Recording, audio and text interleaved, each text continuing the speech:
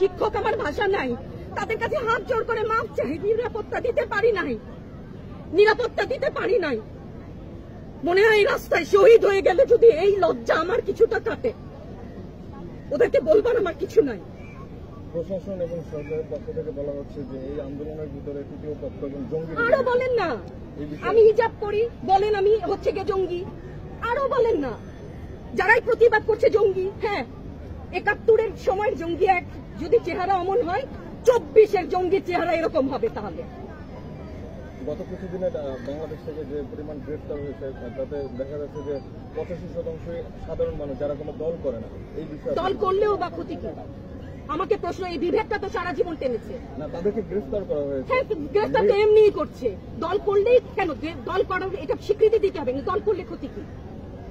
অধিকারই তো চাচ্ছি, সাধারণ মানুষের অধিকার চাচ্ছি, ক্ষতি কি? কেন বারবার আমাদেরকে এই কথাটা শুনতে হয়? এই বিভাজনের সুযোগ তো তারা বারবার নিয়েছে, আবার কেন?